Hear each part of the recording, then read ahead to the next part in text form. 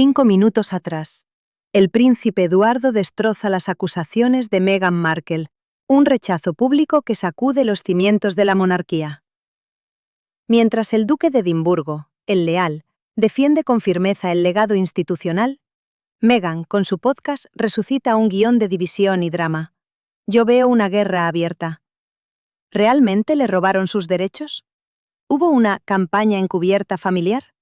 ¿O acaso un protocolo secreto, una auditoría, revela otra verdad? El palacio susurra sobre una administración negociada, pero yo sé que es mucho más turbio. Ahora te voy a contar cómo esta saga real ha llegado a este punto de no retorno. ¿Estás preparado para lo que yo te mostraré? No. El duque desveló una administración cuidadosamente negociada, una gestión estructurada legalmente, diseñada para preservar activos históricos para las generaciones venideras. Esto, queridos míos, es el nuevo epicentro de una disputa que ha consumido ya un lustro de la historia real. La estrategia es de manual. Palacio, o en este caso, un miembro senior palacio, o en este caso, un miembro senior de la realeza. Responde con una precisión legal y de gobernanza calculada. La respuesta de Eduardo no fue emocional, ¿qué va? Fue rigurosamente procesal. Se invocaron fideicomisarios, escrituras y obligaciones de custodia como el marco que rige esos bienes tan disputados. Ese lenguaje legal, yo sé, es vital, porque transforma un mero rumor en una cruda realidad administrativa. Hablamos de derechos de administración y acuerdos de arrendamiento a largo plazo. No son, entiéndanlo bien, propiedades líquidas disponibles para saldar deudas personales. ¿Y por qué esto importa? El infame podcast recicló dos afirmaciones interconectadas. Primero, que miembros de la familia conspiraron para desviar o retener herencias. Segundo, que ciertos activos reales estaban disponibles para que los beneficiarios los monetizaran a su antojo. La primera acusación, yo la veo, es un eco de esa vieja narrativa que dominó los titulares tras la entrevista con Oprah Winfrey en 2021.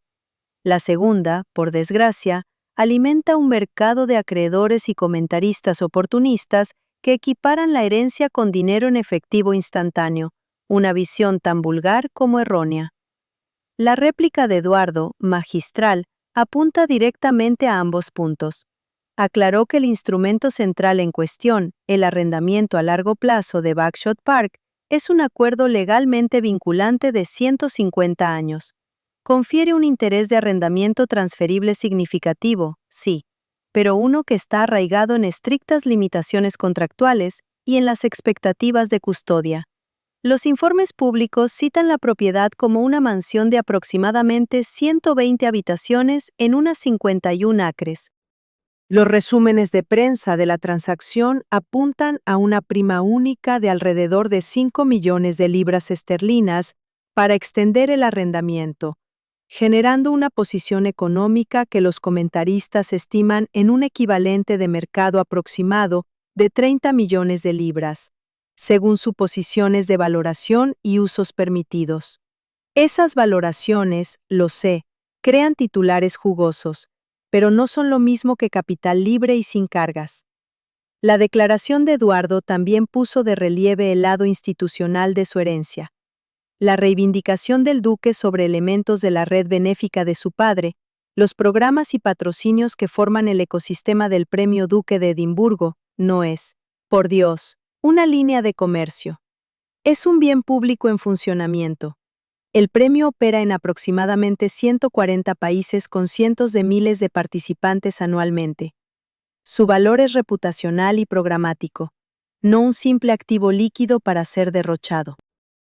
El consejo de Eduardo, implicaba la declaración, preservó la continuidad, la tutela, definió las reglas de gobernanza y las obligaciones de mantener los propósitos articulados en la disposición del difunto soberano. El contexto y las fechas anclan esta historia. La muerte de Felipe en abril de 2021 puso en marcha las conversaciones de sucesión. El fallecimiento de Isabel el 8 de septiembre de 2022, justo entonces, desencadenó los procesos legales que acompañan la administración de los bienes reales.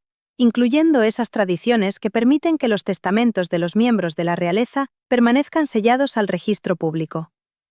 La concesión formal que resolvió la cuestión del ducado apareció el 10 de marzo de 2023, cuando el título de duque de Edimburgo fue confirmado para Eduardo, aunque con condiciones que reflejaban la intención modernizadora de la monarquía. Estos hechos cronológicos son centrales. El trabajo legal y administrativo que produjo la extensión del arrendamiento de Bagshot, las estructuras fiduciarias y la delimitación de los deberes de custodia, todo ocurrió en la ventana posterior a esas muertes.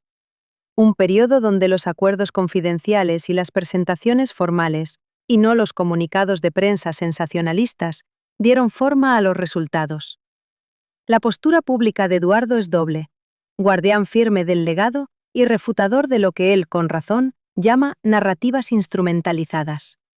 Él se opuso no solo a la acusación específica de ser marginado, sino a un cálculo moral implícito que convertiría el patrimonio nacional o dinástico en garantía para responsabilidades privadas. Prácticamente hablando, el modelo de gobernanza que describió impide la venta unilateral o la comercialización irrestricta. Las cláusulas de no disposición, la supervisión de los fideicomisarios y el lenguaje de uso permitido restringen cómo se pueden monetizar estos activos. También enfatizó la continuidad de la planificación de la sucesión familiar. Los acuerdos que aceptó están destinados a fluir a través de una custodia responsable hacia sus hijos, incluyendo a Lady Louise y James, en lugar de crear un mercado abierto que los acreedores o publicistas pudieran explotar. Una idea repugnante. La declaración aterrizó en una arena pública ya cargada, reabriendo debates sobre el ciclo que comenzó con el episodio de Oprah.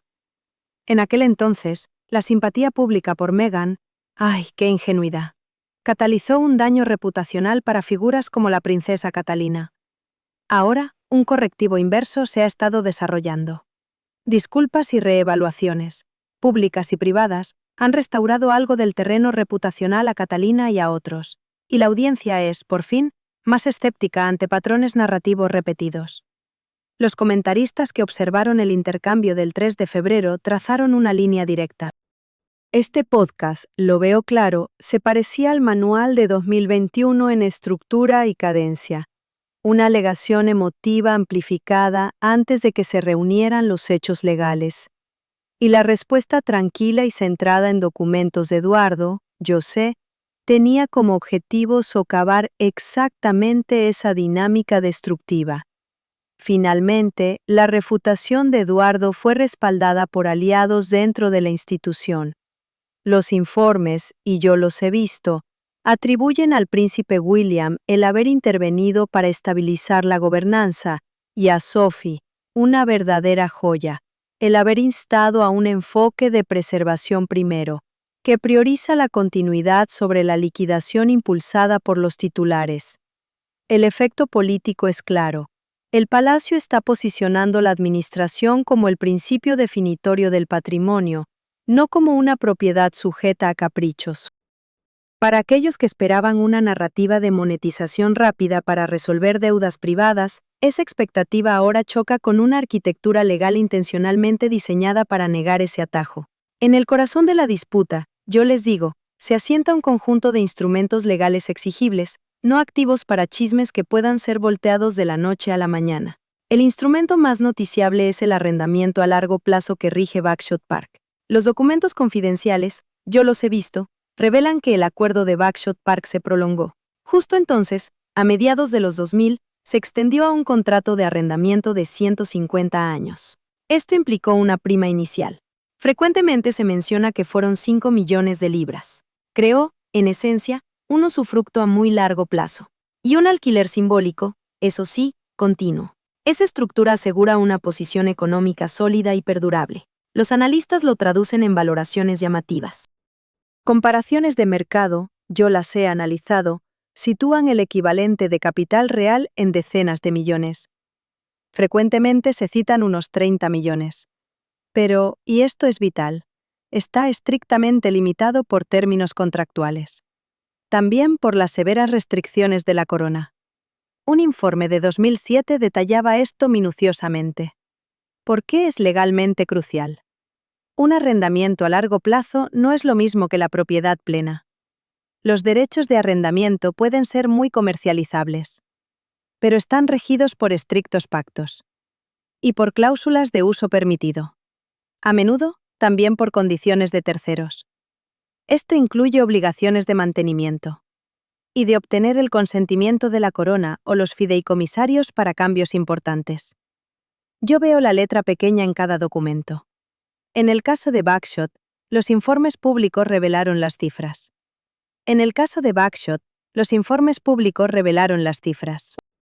Subrayaron que el arrendamiento se negoció a través de una empresa privada.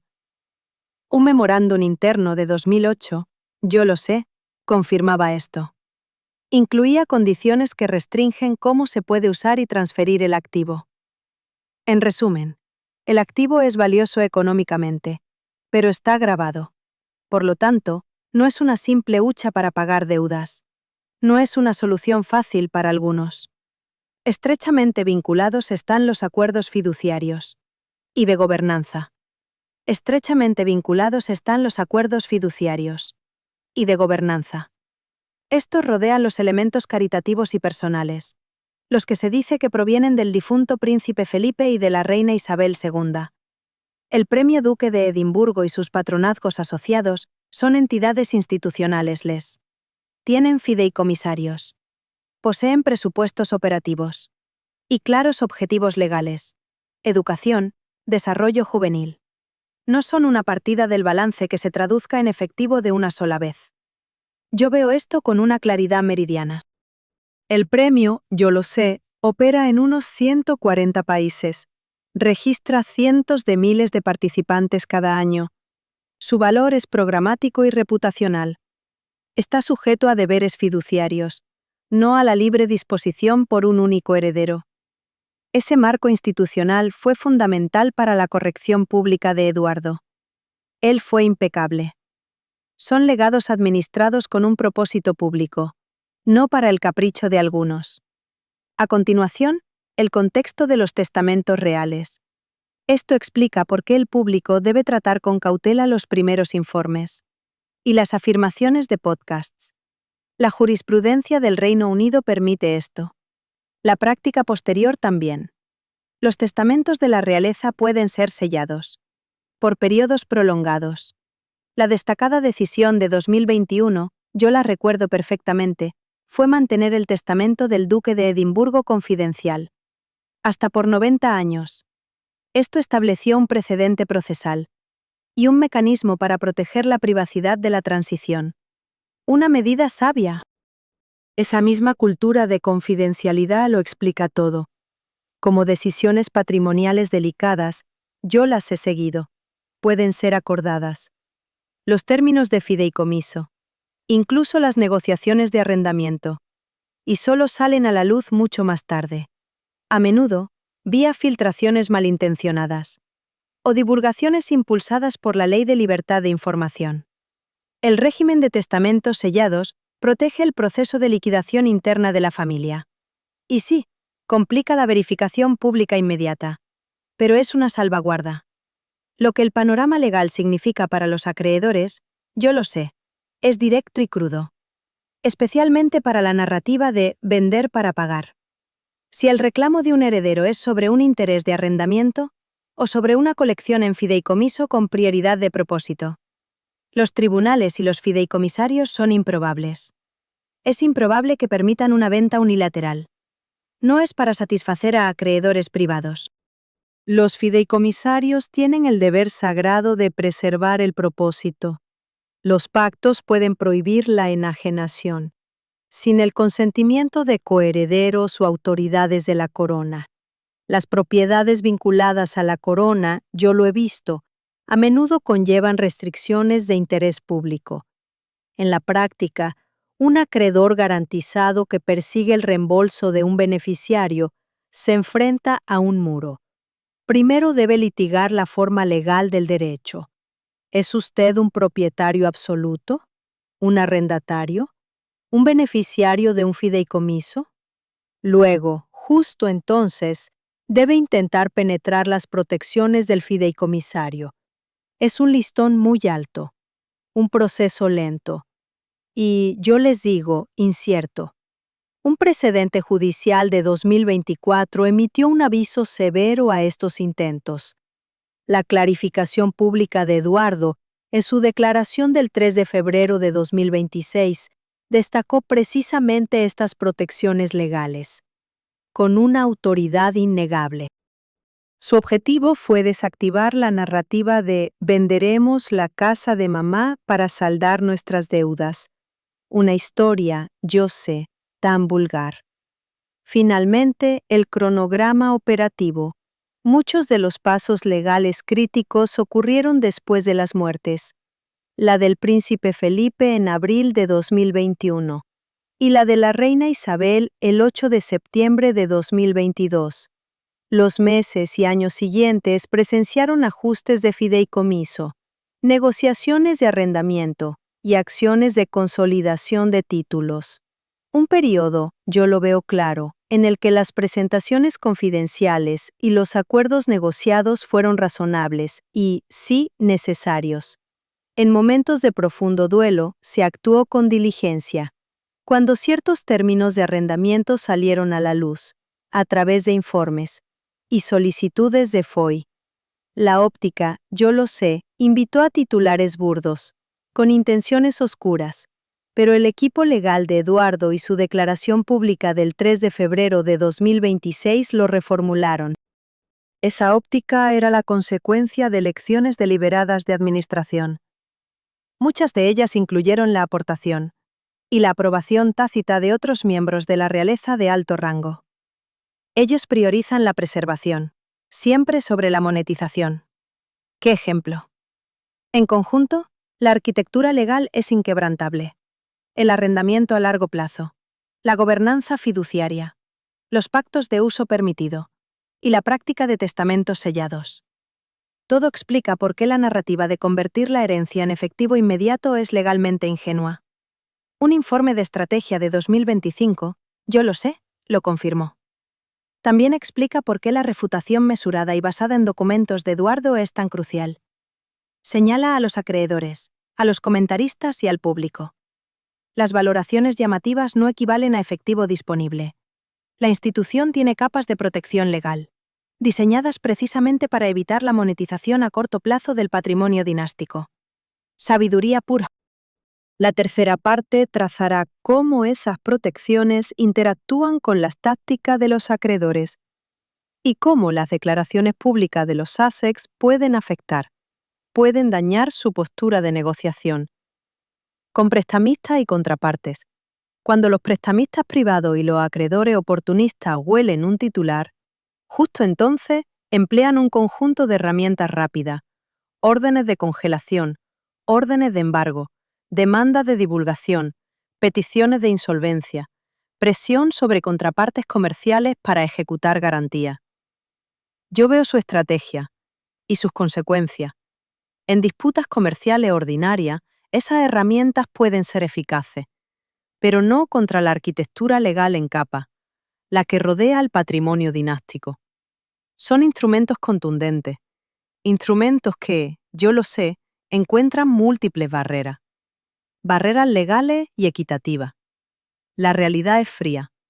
Comprender cómo interactúan esas tácticas de acreedores y el marco de gobernanza real.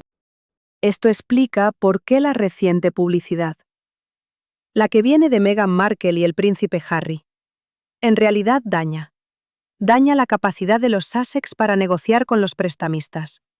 No ayuda en absoluto. Y explica por qué la refutación pública de Eduardo, el 3 de febrero de 2026, recalibró las expectativas. Él es un estratega. Yo veo una conclusión demoledora en su contra. Primero, el manual del acreedor. Un acreedor garantizado, yo lo sé, intentará típicamente obtener una carga expresa o una orden de embargo. Esto es contra el interés de propiedad de un deudor. Es un paso implacable. Yo sé que, en los derechos de usufructo, los tribunales pueden imponer una orden de gravamen contra el interés beneficiario del arrendamiento.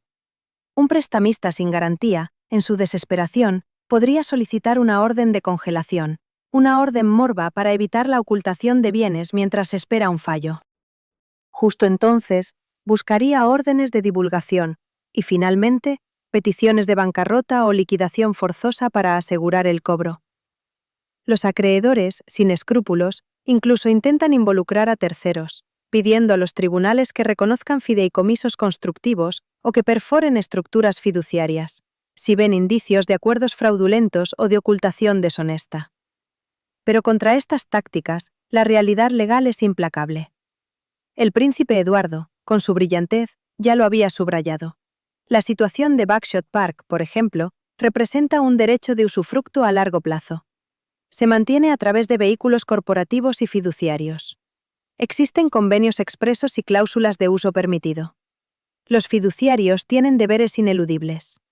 Cuando un interés legal se mantiene a través de un fideicomiso, los fiduciarios deben preservar los propósitos del mismo. Tienen obligaciones fiduciarias hacia los beneficiarios.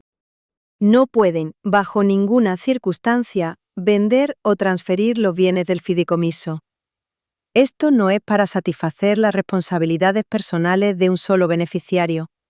Los fiduciarios, y esto lo sé, se opondrán a la divulgación y a la venta. Argumentarán que tal acción incumpliría su deber fiduciario. Yo lo veo. De manera similar, las propiedades vinculadas a la corona, tesoro de la nación, incluyen limitaciones estatutarias o consuetudinarias. Requieren el consentimiento ministerial o de la corona para cualquier enajenación significativa. Estas capas legales empujan la recuperación hacia una vía de litigio lenta, costosa y de alto riesgo. Muchos acreedores, sensatos, son reacios a seguirla.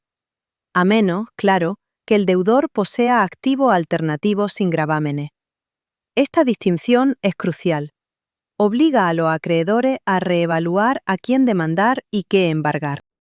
Si el registro probatorio revela que la herencia consiste principalmente en intereses fiduciarios, patrocinios programáticos y derechos de usufructo a largo plazo con convenios de no disposición, entonces, justo entonces, los acreedores giran hacia los activos personales.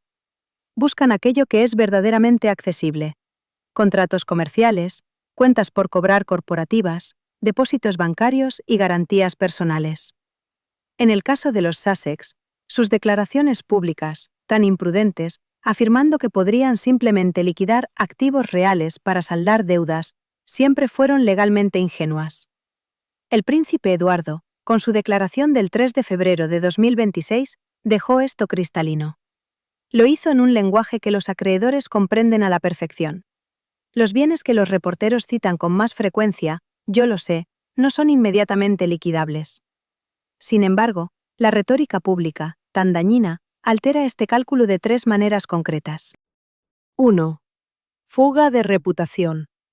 Cuando Meghan Markle y el príncipe Harry, con su dramatismo habitual, repiten afirmaciones sobre la negación de acceso a bienes, los prestamistas y las contrapartes comerciales incorporan el riesgo reputacional en sus precios. Los prestamistas aborrecen las garantías inciertas. Titulares ambiguos y las subsiguientes negaciones oficiales, como la crucial de Eduardo, hacen que una garantía potencial sea menos fiable. Esto puede activar cláusulas de incumplimiento cruzado o llamadas de margen en acuerdos de financiación privada. Yo lo veo. 2. Presión para la divulgación. Las acusaciones públicas invitan a un descubrimiento más amplio. Los acreedores pueden buscar una producción específica de documentos y testimonios. Esto es para indagar la base fáctica de las afirmaciones sobre herencias vendibles. Pero aquí reside la paradoja, lo que yo llamo el efecto Sussex. Las filtraciones y la cobertura mediática pueden, a la vez, fomentar un descubrimiento agresivo y alimentar los mismos regímenes de confidencialidad. Testamentos sellados, la privacidad de los fiduciarios. Todo esto ralentiza la ejecución. En efecto, la publicidad de los Sussex puede, simultáneamente, impulsar la acción de los acreedores y reducir su eficacia inmediata. Es un autosabotaje. 3. Influencia en la negociación. El efecto más significativo es el poder de negociación pragmático. La posición más fuerte de un deudor es tener fuentes de reembolso alternativas creíbles y la ilusión de control sobre activos materiales. Las afirmaciones de «podemos vender propiedades heredadas» son un falso as bajo la manga. Una vez formalmente refutadas por el marco legal de Eduardo, ese as es un comodín vacío. Los prestamistas que se enfrentan a una estructura fiduciaria robusta cambiarán de las conversaciones de reestructuración voluntaria a estrategias de recuperación impulsadas por litigios.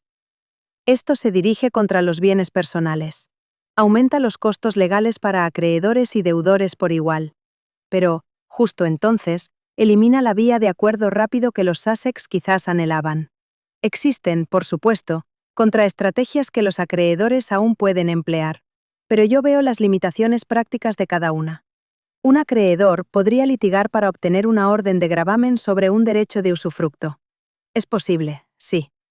Pero luego debe ejecutar la orden a través de la venta, y esto, yo lo sé, los fiduciarios y las condiciones de la corona pueden y van a obstruirlo. También podría iniciar procedimientos alegando la existencia de un interés beneficiario no registrado o un fideicomiso simulado. Esto requiere un umbral probatorio altísimo. Otra vía es perseguir garantías contractuales de terceros, aquellos que, quizás, han prometido apoyo públicamente. Esta ruta, dependiendo de la forma de las promesas, podría ser inmediata. O, finalmente, presionar para obtener órdenes de entrega en caso de insolvencia.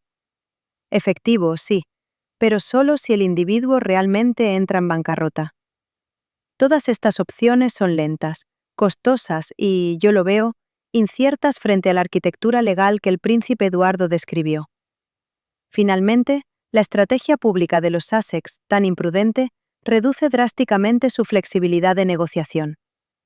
Al invocar repetidamente una supuesta liquidez derivada de la realeza, invitaron al escrutinio. Dieron a los acreedores tanto el pretexto como el incentivo para investigar a fondo. La refutación pública de Eduardo, al enfatizar los derechos de usufructo a largo plazo, la gobernanza fiduciaria y los convenios de no disposición, y al nombrar la naturaleza institucional del Premio Duque de Edimburgo, redefinió el debate. Ya no se trata de a quién se le debe qué, sino de qué puede ser monetizado legalmente. Esta redefinición obliga a un reinicio táctico. Los acreedores deben buscar garantías personales. Los deudores deben encontrar financiación privada. O de lo contrario, enfrentarse a litigios prolongados. Para los Sussex, la consecuencia inmediata de este reinicio es muy práctica. Cualquier expectativa de un acuerdo rápido, respaldado por supuestas propiedades reales vendibles, se evaporó. Se disipó con la aclaración de Eduardo el 3 de febrero de 2026. Para la institución, el efecto es consolidado. Los custodios legales de la corona han señalado con firmeza que el patrimonio dinástico será defendido como un legado. No será convertido, yo lo sé, en liquidez privada para caprichos personales. Pero, ¿qué ocurrió exactamente con las acciones de los acreedores antes de aquel fatídico 3 de febrero de 2026? ¿Qué opciones de pago quedaban, en realidad, tras las imprudentes promesas públicas? Justo antes de la declaración del príncipe Eduardo, una cascada de reacciones comerciales y movimientos estratégicos de los acreedores ya tomaban forma, visible en los informes públicos y en los círculos privados de los asesores reales. Los acreedores y socios comerciales, viendo un rédito publicitario escandaloso en la narrativa de los Sussex, desplegaron un manual de juego conocido, con una velocidad alarmante.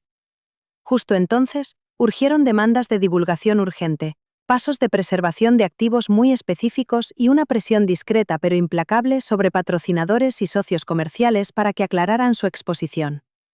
Estos movimientos no siempre aparecían en los registros judiciales. Pero yo sé, los abogados familiarizados con el asunto y los expertos del mercado describieron un patrón inquietante que se manifestó antes de aquel 3 de febrero de 2026.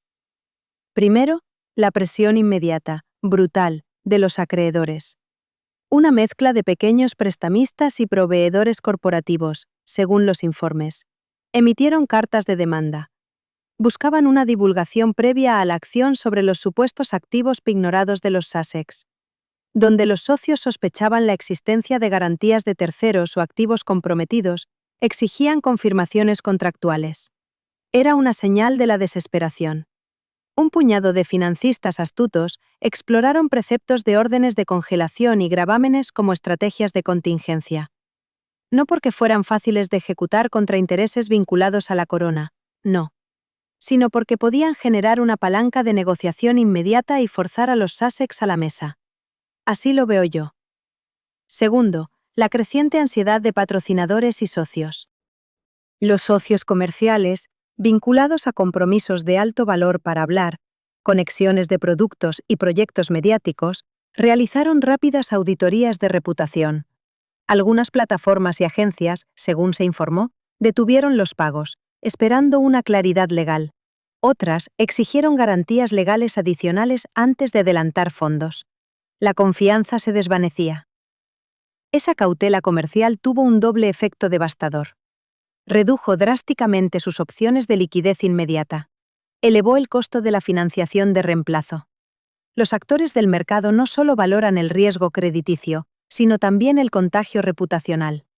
Yo sé, cuanto más ruidoso era el debate público, mayor era el margen de financiación o más estrictas las condiciones del paquete de convenios. Una trampa autoimpuesta.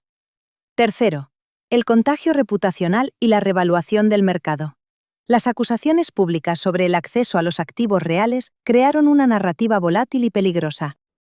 Un bando asumía una monetización fácil, casi mágica. El otro, yo veía, anticipaba obstáculos legales insuperables.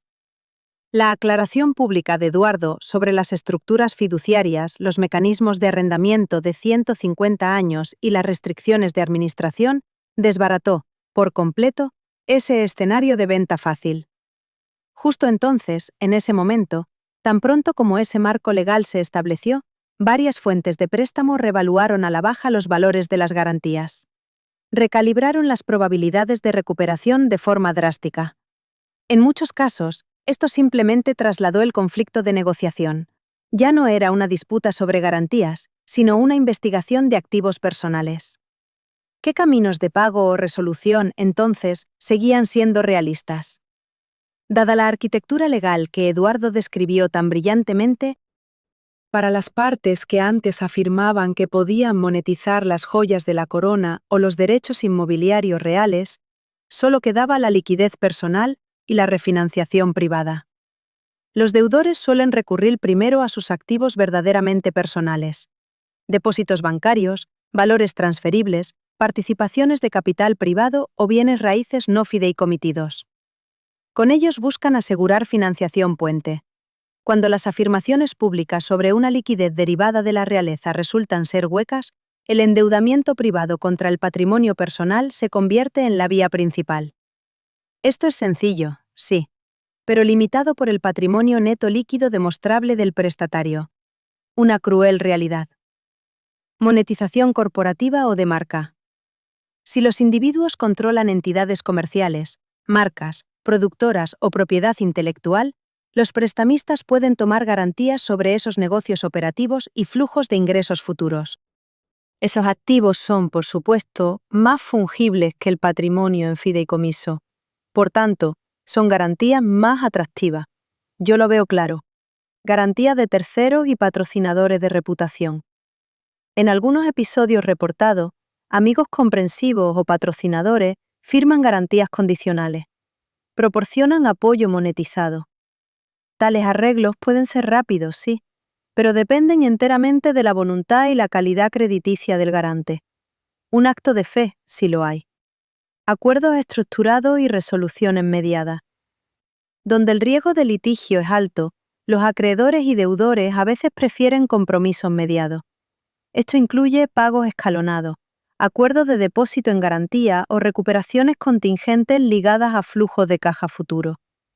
Esos tratos reducen el riesgo de titulares escandalosos. Sacan la disputa de los registros públicos. Pero, yo sé, solo si ambas partes pueden prometer de forma creíble fondo futuro. Litigio contra activos accesibles. Como último recurso, un acreedor puede litigar para embargar cualquier activo libre de cargas que exista. Esto es costoso y lento, sí. Es exactamente el camino que el marco público de Eduardo busca disuadir. Él lo hizo al enfatizar la gestión fiduciaria y las protecciones de los convenios. Una jugada maestra. En términos prácticos, la aclaración pública de Eduardo redujo drásticamente el conjunto creíble de garantías vendibles. Se limitó, principalmente, a activos no fideicomitidos y no vinculados a la corona. Esto obligó a los prestamistas a girar hacia el descubrimiento de activos personales o a buscar garantías. Un camino más lento y, sin duda, más intrusivo. También hizo que las resoluciones rápidas y favorables a los titulares fueran mucho menos probables. Un desastre de relaciones públicas, yo lo veo. Las respuestas institucionales dentro de la red real también tuvieron consecuencias comerciales significativas. El apoyo público del príncipe William a la preservación del patrimonio envió una señal inequívoca al mercado.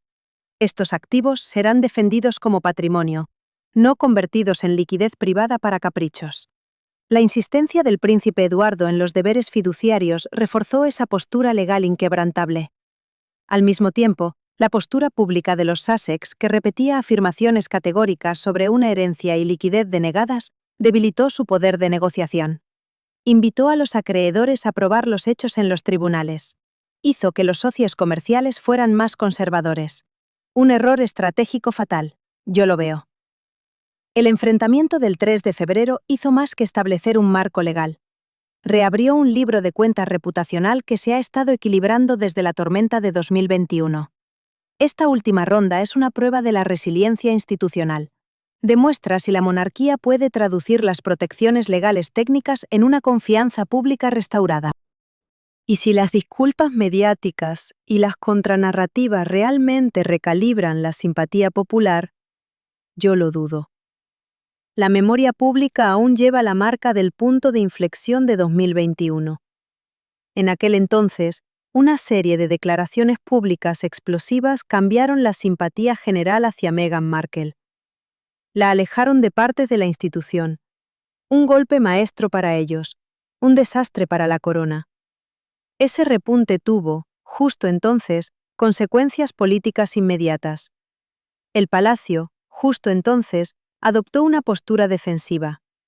Los comentaristas, los donantes, hasta los anfitriones extranjeros recalculaban el acceso. Los socios comerciales, naturalmente, reevaluaban cada riesgo. Disculpas de alto perfil, incluso algunas conversaciones privadas filtradas a la prensa, atribuidas a intermediarios mediáticos, suavizaron aquel shock inicial. Yo veo que, desde ese momento, una narrativa contraria y constante ha reconstruido la buena voluntad en torno a las figuras más injustamente afectadas. ¡Qué resiliencia! Especialmente la cobertura que enmarcó a la princesa Catherine como un ejemplo de contención y deber cambió el sentir popular. Los comentaristas, yo sé, ahora notan que una amplia reevaluación pública ha reducido el ruido de las afirmaciones sensacionalistas. ¡Qué clase! Ese reajuste es vital por dos motivos. La monarquía, yo lo sé, depende del consentimiento y el prestigio. La opinión pública establece la línea límite política.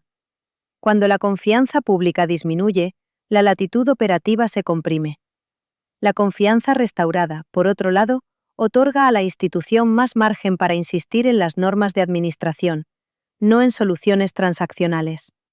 En segundo lugar, el capital reputacional impacta directamente el apalancamiento legal y comercial.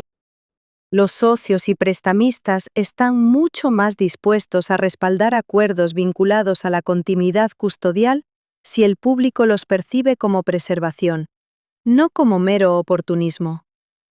Las dinámicas de disculpa, yo veo, son centrales en este arco de recuperación. Los medios de comunicación que una vez amplificaron aquellas acusaciones iniciales han emitido desde entonces correcciones, retractaciones parciales y disculpas en sus plataformas. Intermediarios de alto perfil, justo entonces, reconocieron públicamente errores en la cadencia de la cobertura y en el origen de las fuentes. Estos actos, yo lo sé, no borran los titulares originales. No. En cambio, funcionan como mecanismos de reparación reputacional que amortiguan la velocidad de recirculación. En el episodio actual, esas dinámicas de reparación redujeron el efecto amplificador que el podcast podría haber tenido. Donde las acusaciones repetidas, yo lo veo, podrían haber escalado a un pánico inmediato en el mercado. El aprendizaje correctivo del ciclo anterior disminuyó la propensión de patrocinadores, donantes y ministros a tratar cada nueva afirmación como concluyente. Una lección bien aprendida. El apoyo visible del príncipe William a la preservación custodial, su aparente voluntad de intervenir entre bastidores para asegurar resultados de administración ordenados, envía una señal clara a los actores estatales y a los socios cívicos. Políticamente, el episodio resalta el papel de William como estabilizador institucional. La corona, yo lo sé, priorizará la continuidad sobre la liquidación. Esa postura es crucial para los ministros del gobierno que interactúan con propiedades reales y para las instituciones culturales que dependen de una administración predecible para su planificación a largo plazo. Las afirmaciones repetidas y de alto volumen, que luego recibieron una refutación formal, debilitaron la credibilidad de los Sussex ante el público neutral y, claro, ante los socios comerciales. El escepticismo en 2020 a 2021. Está ahora el escepticismo en 2020 a 2021. Está ahora menos dispuesta a extender la presunción de corrección a nuevas acusaciones. Ese reservorio menguante de paciencia pública afecta inevitablemente el comportamiento del mercado. Los patrocinadores son más cautelosos. Los prestamistas, justo en este momento, fijan precios con un riesgo de contraparte y litigio mucho mayor. ¡Un desastre autoinfligido! El énfasis de Edward en la administración fiduciaria y la preservación redefine su papel, de real periférico a custodio activo. Una percepción reforzada por la influencia gerencial de Sophie. Institucionalmente, este episodio elevó al príncipe Edward como una figura de prudencia legal y competencia silenciosa. Sophie, yo sé, ha sido públicamente reconocida por fuentes internas por impulsar soluciones que priorizan la gobernanza. Esto aumenta la legitimidad percibida de la administración de Edward. Un equipo impecable. Mirando hacia el futuro, el desafío político es doble. Primero, ¿puede la monarquía traducir las protecciones legales en resultados visibles que el público reconozca como preservación honorable, no como privilegio opaco? Segundo, ¿recalibrarán los Sussex sus tácticas? ¿Priorizarán la evidencia verificable sobre las afirmaciones emotivas si desean, algún día, restaurar su apalancamiento de negociación con acreedores y socios comerciales? Las respuestas, yo lo sé, darán forma no solo al comportamiento de los acreedores a corto plazo, también a las narrativas institucionales a largo plazo sobre quién es digno de custodiar el patrimonio nacional. La verdad siempre prevalece. Los fideicomisarios, el Consejo Real, los asesores ministeriales y los administradores familiares designados deben coordinar una secuencia de pasos. Esta secuencia convertirá las protecciones legales en resultados visibles y duraderos. La próxima fase, yo lo sé, será técnica, legal y pública, todo a la vez. Primero, los fideicomisarios completarán valoraciones formales y certificarán los usos permitidos. Ese trabajo se centrará en 3 categorías críticas: los intereses de arrendamiento a largo plazo, el acuerdo de backshot, las colecciones fiduciarias y los patronatos institucionales vinculados a los programas del Duque de Edimburgo. Tasadores independientes y contadores de caridad serán contratados. Su misión: producir informes con calidad de auditoría en los que los fideicomisarios puedan confiar al responder a las consultas de los acreedores o a las preguntas parlamentarias. El Consejo de los Fideicomisarios Relevantes, yo lo sé, preparará resúmenes redactados de documentos de gobernanza y un calendario de convenios restrictivos. Este paquete de documentos estará destinado a una divulgación limitada a los tribunales o a los acreedores acreditados cuando se amenace un litigio. Segundo, limpieza legal. Donde sea posible, los fideicomisarios se basarán en protecciones estatutarias y en los consentimientos consuetudinarios de la Corona para bloquear cualquier enajenación unilateral. Concomitantemente, el Consejo de la Familia preparará un cronograma de comunicaciones públicas. Esto hará coincidir los pasos legales para que las divulgaciones fácticas no lleguen a cuentagotas y así eviten crear confusión en el mercado. ¡Una estrategia brillante! Se mantendrá una línea de contacto discreta entre los asesores legales del Palacio y los departamentos gubernamentales relevantes. Tercero, coordinación ministerial. Esto es crucial porque varios activos se encuentran en la intersección del patrimonio privado y el interés público. Ese canal asegurará que cualquier consentimiento ministerial o notificación estatutaria proceda sin demoras procesales. Garantizará que los organismos culturales, museos, fideicomisos, programas juveniles, que dependen de una administración estable, reciban garantías sobre la financiación y la continuidad de la gobernanza. Un compromiso inquebrantable con el bien común. Los fideicomisarios confirmarán los planes de custodia sucesoria para la transferencia intergeneracional. Cuarto, continuidad de la administración. Esto incluye cómo las responsabilidades pasarán a Lady Louise y a James bajo los instrumentos fiduciarios existentes. Una visión de futuro, yo lo veo, que asegura la estabilidad de la corona. Los fondos operativos o las subvenciones para reformas, tal como lo estipulan las últimas disposiciones de la difunta soberana, serán liberados. Sus desembolsos se vincularán a hitos de obras de capital o de conservación. Una medida prudente. Justo entonces, la gestión de la reputación avanza en paralelo. El Palacio buscará comunicados públicos rigurosamente elaborados. Yo veo que esto enfatizará la preservación del patrimonio, no el lucro personal, como algunos pretenden. Este mensaje busca neutralizar las narrativas maliciosas de los acreedores. Así, se salvaguardará la confianza cívica en la administración de nuestro Tesoro Nacional. ¿Qué debemos observar a continuación? Presentaciones formales de los fideicomisarios. O divulgaciones controladas. Esas solicitudes judiciales de los acreedores, yo lo sé, difícilmente prosperarán con rapidez. También las actualizaciones en los registros oficiales de arrendamientos o fideicomisos.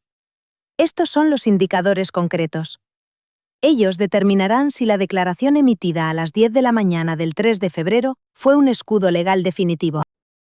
O, en ese momento, el primer asalto en un proceso contencioso mucho más largo y desafiante.